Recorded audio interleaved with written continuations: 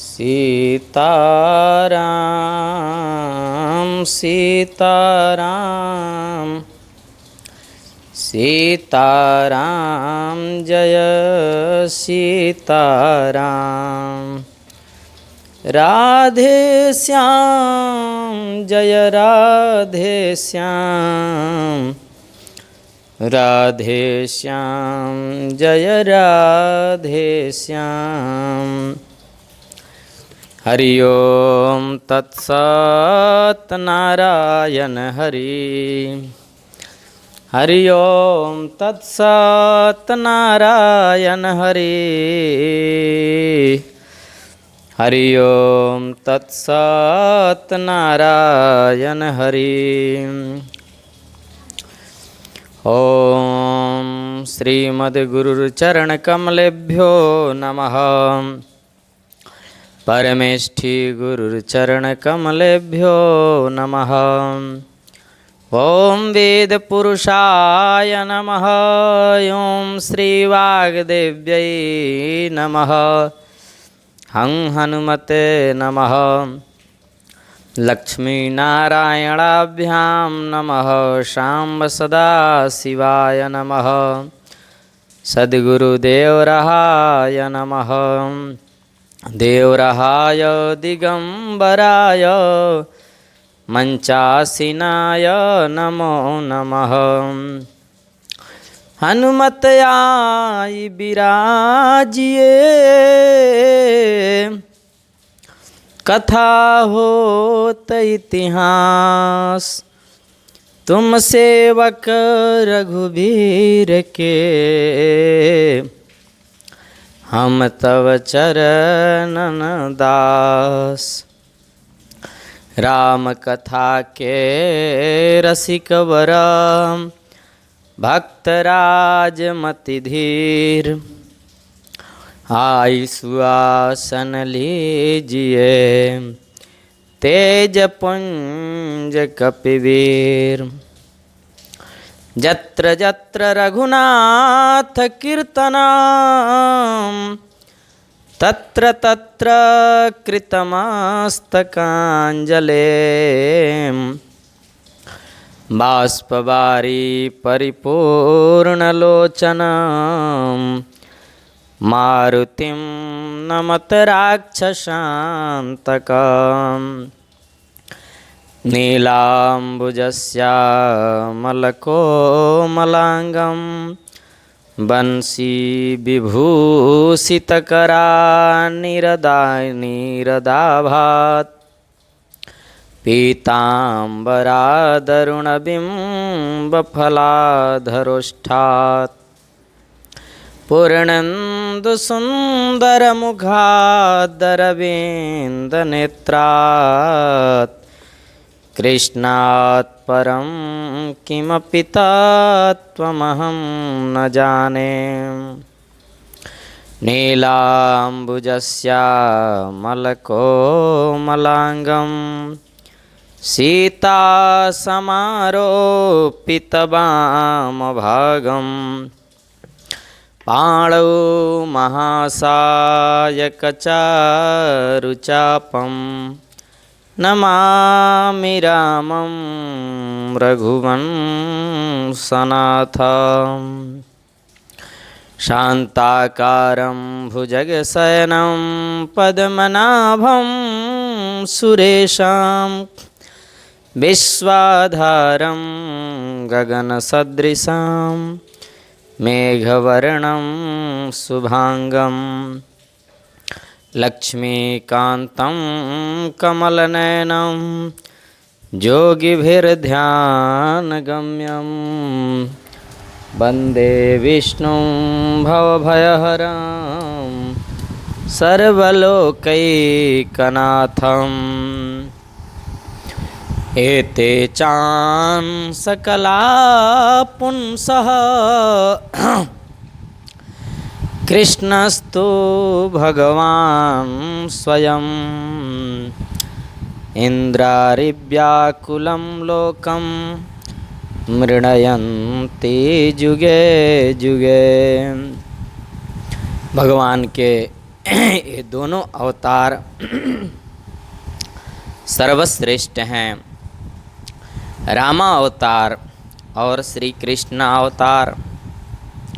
कल के सत्संग में हरे राम राम राम हरे हरे, हरे कृष्ण कृष्ण कृष्ण हरे हरे, कल संतरणोपनिषद में उद्धरित देवताओं के द्वारा पूछे जाने पर ब्रह्मा जी के द्वारा निर्दिष्ट इस महामंत्र का व्याख्यान कल एकादशी के पुत्रदा एकादशी के पावन अवसर पर हम लोग चर्चा किए थे।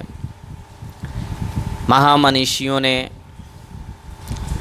इस महामंत्र को, वेदांत का मंत्र है, पूर्ण शुद्धावस्था में ही बोलना चाहिए, इसलिए थोड़ा फेर बदल किया और हरे रामा के जगह हरे कृष्णा पहले कर दिया। हरे कृष्णा कृष्ण कृष्ण हरे हरे, हरे राम राम राम हरे हरे। और ये नियम बदल गया कि आप किसी भी अवस्था में भगवान का यह नाम महामंत्र के रूप में गान कर सकते हैं। राम कृष्ण दो एक हैं, अंतर नहीं निमेष। महर्षि वेदव्यास ने भागवत की रचना की।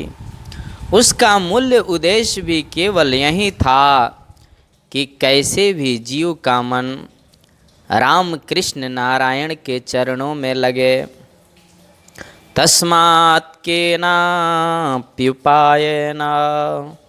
मनः कृष्णे निवेशयेत्। किसी भी उपाय से मन भगवान के चरणों में लग जाए, यही व्यास जी का उद्देश्य था और जीवन का परम लक्ष्य भी यही होना चाहिए। तो प्रश्न कर दिया, ये व्यास जी कौन हैं? व्यास जी का प्राकट्य किस परिवार में हुआ? भागवत की संरचना क्यों करी? हाँ, तस्य पुत्रो महाजोगी। उनके पुत्र तो बड़े जोगी थे, हमने सुना है। वाह, पुत्र के नाम से धन्य हैं सुखदेव जी कि पुत्र के नाम से पिता को जाना जा रहा है। आगे और चर्चा होगी। और ऐसे निष्प्रिय निष्कामी संत थे, हमने सुना है सुखदेव जी के बारे में कि वो तो जन्म लेते ही वन को जा रहे थे ना, तो सौनक आदि कहते हैं, हे सूत जी, हमने सुना है यहाँ तक कि सरोवर में कुछ माताएं बहनें स्नान कर रही थीं। अब 16 वर्ष का दिगंबर सुखदेव उनके सामने होकर निकल गया, तो हमने सुना है कि माताओं को संकोच ही नहीं हुआ, वो तो नहाती रहीं। 16 वर्ष का दिगंबर जुआ सामने होके निकल गया। लेकिन उनके पीछे आते व्यास जी जब पास में पहुँचे तो उन बहनों ने तुरंत वस्त्रालंकार धारण कर लिए, हाथ जोड़ के खड़ी हो गईं। व्यास जी से बोली, धृष्टता के लिए क्षमा चाहती हैं बाबा, हम आपको देख नहीं पाई थी, इसलिए थोड़ा विलंब हो गया वस्त्रालंकरण धारण करने में, क्षमा करें हमें। व्यास जी ने कहा, बेटी तुमने देखा, अभी अभी सामने हो के मेरा बेटा चला गया, 16 वर्ष की अवस्था, परम सुंदर नवजुवक दिगंबर अवस्था में तुम्हारे सामने होकर चला गया और तुम्हें संकोच नहीं लगा? अरे मैं तो तुम्हारे दादा परदादा के समान हूँ, फिर मेरे सामने इतनी संकोच और डर क्यों? बेटी, जिससे संकोच करना चाहिए था उससे तो तुमने किया ही नहीं। तो उन स्त्रियों ने क्या जवाब दिया? व्यास जी की आंखें खुल गई कि तद्वेक्ष प्रोक्षति मनो जगदोस्तवास्ति स्त्री पुं विदानतु सुतस्य विवेक्त दृष्टे। आपका पुत्र जो सुखदेव है ना व्यास जी, वो तो जानता ही नहीं स्त्री पुरुष के संबंध क्या होते हैं। वो इतना महापुरुष है, उसके सामने 1000 वस्त्र पहन लो तो कोई फर्क नहीं। वो जानता ही नहीं स्त्री क्या होती है और पुरुष क्या होता है। व्यास ने कहा, हे भगवान, इतनी महान आत्मा है मेरा पुत्र, इतनी दिव्य दृष्टि है उसकी। व्यास जी लौट करके चले गए। अब मैं पुत्र को लौटा के नहीं ले जाऊंगा। ऐसा महान जिसका पुत्र है, उन व्यास जी के बारे में आप विस्तार से बताएं। वो तो आपके गुरु जी भी हैं ना। इतना महान कृष्ण रूप ग्रंथ जिन्होंने समाज को दिया, ये व्यास जी कौन हैं? सूत जी ने कहा, परब्रह्म नारायण के पुत्र हैं, ब्रह्मा ब्रह्मा के पुत्र हैं, वशिष्ठ वशिष्ठ के पुत्र हुए शक्ति, शक्ति के पुत्र हैं पराशर, और पराशर के ही पुत्र हैं महर्षि वेदव्यास। ध्यान से सुने। माता सत्यवती जी के यहाँ जब व्यास जी का प्राकट्य हुआ और प्रणाम किया, वन को चल दिए। माँ ने कहा, बेटा आप कहाँ जा रहे हैं? एक लौता पुत्र मेरा, कैसे रहूँगी तुम्हारे बिना। माँ, जब भी स्मरण करेंगी मुझे, आपके चरणों में उपस्थित हो जाऊँगा। और व्यास जी चले गए, क्योंकि मुझे समाज का बहुत काम करना है। उत्तराखंड में चले गए। कलकल नीलाद्रि अलकनंदा का आश्रय लिया और अलकनंदा के किनारे किनारे ऊपर गए तो ऊपर बहती हैं माँ सरस्वती। सरस्वती के किनारे व्यास जी ने पर्णकुटी बनाई, उसका नाम है सम्याप्रास। ब्रह्म नद्यां सरस्वत्यां आश्रमः पश्चिमे तटे सम्याप्रास इति प्रोक्त ऋषीणां सत्रवर्धनम्। और व्यास जी महाराज सम्याप्रास में बैठे हैं। उनकी भारजा हैं माता बीतिका। बड़े बड़े ग्रंथों की रचना कर डाली, लेकिन व्यास जी जब भी समाधि लगा के बैठें तो उनको लगता कि मैंने कुछ किया नहीं है। दुनिया के लोगों का मानसिक अशांति दूर हो जाए, कष्ट न हो, इसका प्रयास मुझे करना चाहिए। संसार के लोगों का आत्मिक बल बढ़े, प्रभु के चरणों में उनकी निष्ठा बढ़े, इसके लिए मुझे कुछ करना चाहिए। एक एक करके 17 पुराण लिख दिए वेद के आधार पर मन संतुष्ट नहीं है। महाभारत जैसे विशाल ग्रंथ की रचना कर दी, लेकिन मन में प्रसन्नता नहीं है, लगता है कुछ अधूरा रह गया। एक बात कहूँ, सत्संग करने के बाद कथा कहने वाले को पता चल जाता है कि आपको अच्छी लग रही है कि नहीं, और आपको अच्छी लगती है तो कहने वाले को भी आनंद मिलता है। जब तक आपको प्रिय नहीं लगेगी तब तक मुझे संतुष्टि नहीं हो सकती। मुझे भी रोज़ देखता हूँ, बहुत सारे लोग सब्सक्राइबर हो गए हैं, बहुत सारा व्यू आ रहा है, बहुत सारे लोग लाइक और कमेंट करते हैं, अच्छा लगता है। चलिए, इस महामारी में लोग नहीं आ सकते हैं तो कम से कम वैज्ञानिक यांत्रिक पद्धतियों के द्वारा, जो मुझे तो करना ही है, स्वांतः सुखाय तुलसी रघुनाथ गाथा, मुझे तो हनुमान जी को कथा सुनानी है, बाबा सरकार को सुनानी है, अपने वाणी को पवित्र करनी है, जीवन को धन्य बनाना है। इसके साथ ही अगर लोग भी लाभान्वित हो रहे हैं, सुन रहे हैं, तो मुझे भी दिख रहा है कि कौन कौन मुझे देख रहे हैं, कौन कौन सुन रहे हैं। प्रेम से वो सब भक्त हैं। प्रेम से बोलिए भक्तवत्सल भगवान की जय। तो आपको अच्छी लग रही है, संतुष्टि मिल रही है, तो मुझे भी आनंद होगा। मैंने बहुत बड़े ग्रंथ की रचना की, लेकिन जब तक उस ग्रंथ को पढ़कर महात्मा प्रसन्न नहीं, संत प्रसन्न नहीं, वैष्णव जन प्रसन्न नहीं हो, तो लिखने वालों को खुशी हो नहीं सकती। कहने वाले को खुशी नहीं हो सकती। आज बहुत जगह से मुझे भी फ़ोन आ रहा है कि लाइव के माध्यम से, यूट्यूब के माध्यम से मैं प्रतिदिन आपकी कथा सुन रही हूँ और बड़ा घर में बैठे हुए लग रहा है कि देवराहा बाबा सरकार के साथ हम लोग बैठे हैं और पुरानी यादें सब आ रही हैं। मुझे बड़ी खुशी मिल रही है। तो व्यास जी के मन में अशांति है, शांति नहीं मिल रही है। महाभारत जैसा ग्रंथ लिख दिए, जिसमें गीता जैसा अमूल्य रत्न है, फिर भी व्यास जी के मन में लग रहा है कि कुछ छूट रहा है।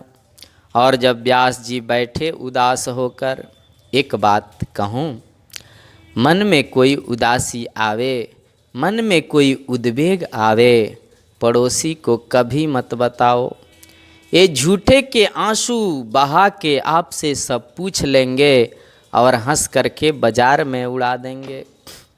एक महापुरुष का वचन है, इस बस्ती में हमारे आंसुओं को कौन पोंछेगा, यहाँ जिसको देखो उसका दामन भीगा लगता है। संत से मत छुपाओ, सद्गुरु से मत छुपाओ, होई न बिमल विवेक उर, गुरु सन कियाऊँ दुराओ। इसलिए सद्गुरु और संत से मन की बात जरूर कहनी चाहिए, सज्जन व्यक्ति से भी कहनी चाहिए, लेकिन दुर्जन से नहीं कहनी चाहिए।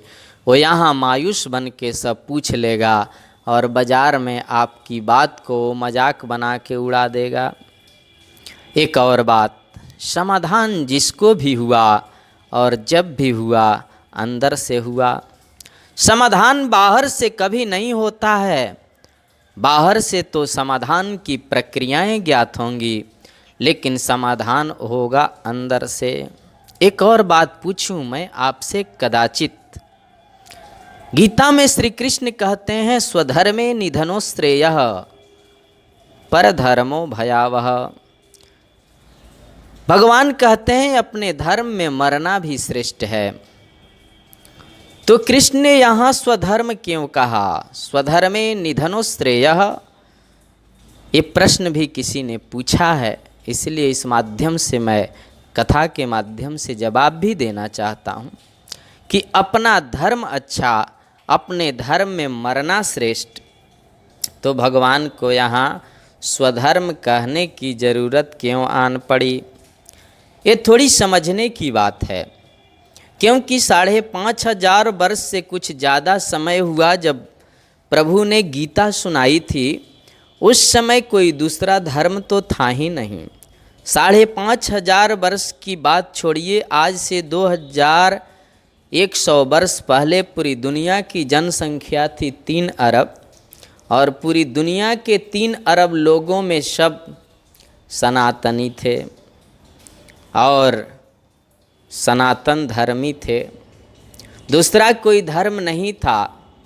हमारे सनातन धर्म में जो 10 सूत्र है, उसमें एक सूत्र है परोपकाराय शताम विभूतय, परोपकार करो। तो तकरीबन 2000 वर्ष पहले उस एक सूत्र को एक महापुरुष ने लिया और एक नवीन धर्म का आविष्कार किया। उसको हम बोलते हैं ईसाई धर्म। सनातन धर्म में एक और सूत्र है, अपनी प्यारी से प्यारी वस्तु भगवान के चरणों में कुर्बान कर दो। हमारे यहाँ कुर्बानी का मतलब तो समर्पण से है। काम को, क्रोध को भगवान के चरणों में कुर्बान कर दो। ये काम क्रोध से हम बड़ा प्रिय करते हैं ना, काम ही क्रोध पियारे जिमी, लोभी ही प्रिय जिमी दाम। ये सब भगवान के चरणों में कुर्बान करो। अब उस सूत्र को किसी आदमी ने लिया और एक धर्म का आविष्कार किया, जिसको हम इस्लाम कहते हैं। ये 1400 वर्ष पहले हुआ। फिर कलयुग आते आते तो गली गली में नए नए धर्म का आविष्कार होते दिख रहा है, होता ही रहेगा। लेकिन सत्यमेव जयते नान्यतम, वैदिक हिंदू सनातन धर्म जिसमें हम लोग जन्मे हैं, इस धर्म को प्रकट हुए लाखों वर्ष, करोड़ों वर्ष बीत गए, तो जिस समय प्रभु गीता सुना रहे थे उस समय तो दूसरा कोई धर्म नहीं था। फिर भगवान ने स्वधर्मे निधनोश्रेयः कहने की जरूरत क्यों पड़ी? ये तो अपने आप में चिंतनीय बात है। तो कहते हैं यहाँ स्वधर्म का मतलब है अपने आत्मा का धर्म, अपने अंतर हृदय का धर्म। और आपको प्रैक्टिकली कहूँ, आप कभी ज़्यादा उद्वेग में आ जाएं, ज़्यादा अशांति मन में आ जाए, आप बहुत ज़्यादा व्यग्र हो जाएं, डिप्रेशन के शिकार होने लगें, आप कुछ मत करें। आँख बंद करके अपने कमरे में एकांत में बैठें और अपने आप से बिल्कुल निर्मल मन से पूछना कि मैं क्या करूं। आप देखें कि 5 मिनट में आपके हृदय में समाधान निकलेगा कि तुम ये करो तो फायदा होगा, क्योंकि वो अंदर बैठा है और ज़रूर होगा ऐसा। हम करते नहीं, इसलिए प्रैक्टिकली मालूम नहीं। महर्षि वेदव्यास जब नेत्र बंद करके समाधि में बैठे तो उनके हृदय से आवाज निकली कि संत दर्शन की प्रतीक्षा करो। और व्यास ने आंखें खोलकर देखा तो सामने नारद जी आ रहे हैं। नारायण नारायण नारायण हरि, नारायण नारायण नारायण हरि। और व्यास जी ने कुछ कहा नहीं, नारद जी स्वयं बोलने लग गए। पाराशर्ज महाभागः भवतः कच्चिदात्मनां परितोष्यति शारीरम् आत्मा मानस एव वा। पराशर नंदन, बड़े उदास लगते हैं आप, उदासी का कारण मुझे बताओ। सब प्रसन्न तो हैं, सब आनंद तो हैं। आप जैसा महान तपस्वी, आप जैसा महान ऋषि, आपकी उदासी तो पूरी दुनिया को उदास कर देगी महाराज। व्यास जी बोले, आप सब जानते हैं, मैं क्या बताऊं, इतना सब कुछ किया पर मन में शांति नहीं है। कोई कितना भी बड़ा कवि सही, सज्जन पुरुष जब तक उसकी कविता का सराहना नहीं करें, उस कवि को संतोष नहीं मिल सकता। कितना बड़ा परोपकारी क्यों न सही, महत् पुरुष जब तक उसके परोपकार की प्रशंसा न करें, उस परोपकारी को भी सुख नहीं मिल सकता। सरोवर है, कमल के फूल खिले हैं, नीला नीला अगाध जल भरा है, पर मैंने स्नान करने के लिए जब डुबकी लगाई और मेरे पैरों में तो कीचड़ लग गया, तो मैं यही बोलूँगा कि जल ऊपर से ही अच्छा दिखता है, अंदर तो कीचड़ भरा है। तो व्यास जी, कीचड़ भरे जल में कौवे आ सकते हैं, हंस कभी नहीं आ सकते। न जद वचश्चेत्र पदम हरेर्जसो जगत पवित्रम तगृहेत करहि चेत तद्वायसन्तीर्थमुसन्ति मानसा न जत्र हंसा निरमन्थ शिक्षया। ऐसा नारद जी कह रहे हैं। वो कौओं का तीर्थ हो सकता है, कौवे उस सरोवर में आ सकते हैं, और जिन हंसों को मोती चूंगने की आदत है, निर्मल जल में रहने का स्वभाव है, मान सरोवर के राजहंस वो कीचड़ में कभी नहीं आ सकते। व्यास जी बोले, मैं समझा नहीं। नारद जी बोले, समझने में अब बचा ही क्या है, खुद ही समझ लो। व्यास जी बोले, थोड़ा सा इशारा तो करो। तो नारद जी ने कहा, आपने शास्त्र लिखे हैं, पर क्षमा करना व्यास जी, जिन लोगों को बिल्कुल शास्त्र में अभिमति नहीं है, जिनको बिल्कुल सत्संग सुलभ हो पाता नहीं है, ऐसे संसारी विषयी व्यवहारी जीवों के लिए कदाचित वो ठीक हो सकते हैं।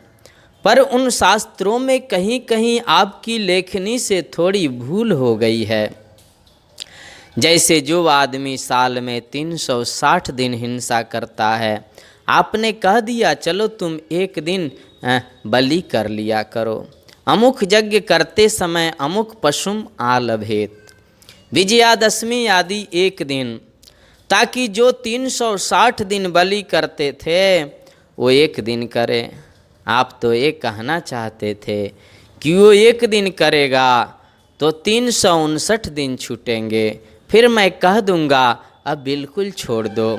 पर लोगों ने आगे पढ़ा ही नहीं।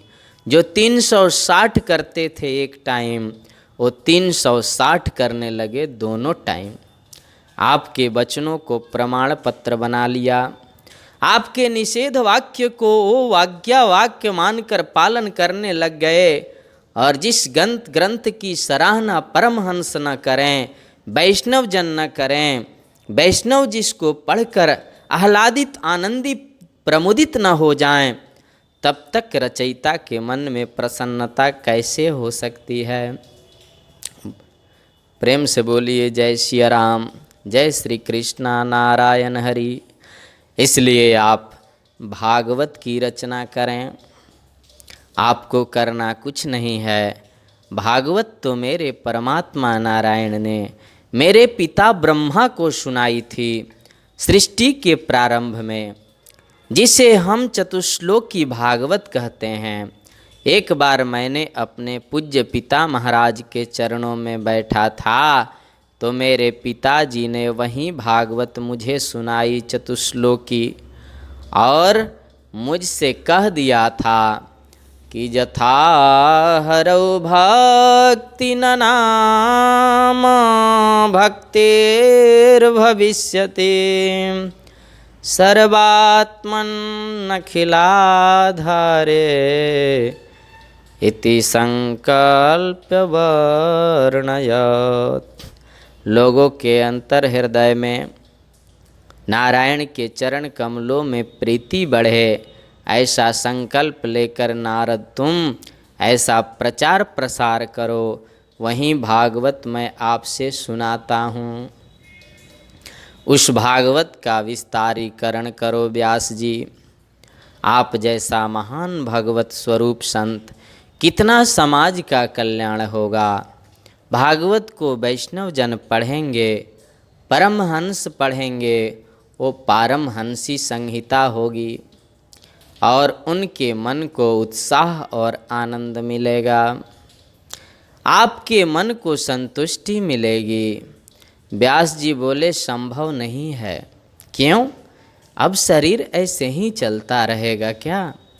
बुढ़ापा भी तो आना है। नारद जी बोले व्यास जी मन को छोटा न करो। एक बात कहें, भगवंत कृपा से भी ऊंची है संत कृपा। ध्यान देना, प्रश्न उठा था एक बार ऋषियों की सभा में कि संत कृपा ऊंची कि भगवंत कृपा ऊंची, तो ऋषियों ने कह दिया कि भगवंत कृपा से भी श्रेष्ठ संत कृपा है। क्योंकि संत कृपा का फेविकोल आप लगा लेंगे तो भगवंत कृपा आपको छोड़ नहीं सकती। एक बार उसमें आके देखो, ये पक्की बात है। देवराहा बाबा सरकार ने अपने चरणों का फेविकोल जिसको एक बार लगा दिया, उसके ऊपर भगवंत की कृपा हो गई। ये जिसके ऊपर हुई है वो जानते हैं। और संतों की कृपा से जीवन में कितना परिवर्तन आता है व्यास जी, इसका मैं आपको प्रमाण नहीं दूंगा। मैं आपको किसी और तीसरे की कहानी नहीं सुनाऊंगा, मैं तो अपनी कथा सुनाऊंगा।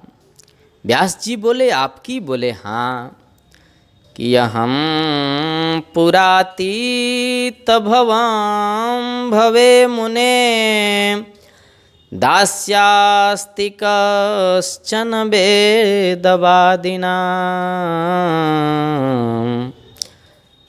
दास्यास्ति कश्चन वेदवादिनां।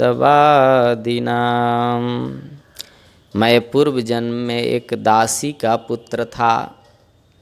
मेरी माँ अनपढ़, बड़ी सीधी साधी, लेकिन परिस्थिति ये बन गई व्यास जी कि मेरा जन्म हुआ, मेरे पिताजी मर गए।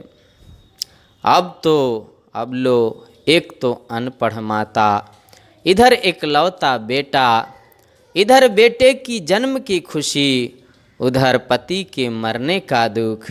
मेरी माँ क्या करती। श्रीमन्नारायण नारायण नारायण हरि, श्रीमन्नारायण नारायण नारायण हरि, श्रीमन्नारायण नारायण नारायण हरि। हमारे लिए देर प्रभु काहे को करी, श्रीमन्नारायण नारायण नारायण हरि।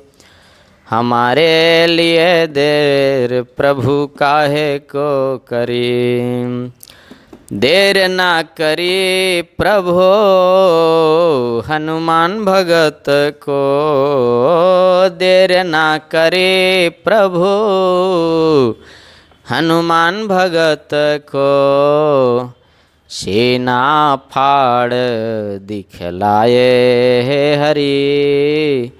हमारे लिए देर प्रभु काहे को करी, श्रीमन्नारायण नारायण नारायण हरि। हमारे लिए देर प्रभु काहे को करी। प्रेम से बोलिए लक्ष्मी नारायण भगवान की जय, सद्गुरुदेव भगवान की जय, देवराहा बाबा सरकार की जय, श्री राम दरबार की जय, परम गुरुदेव शंकर भगवान की जय, हनुमान जी महाराज की जय। जय जय श्री सीताराम।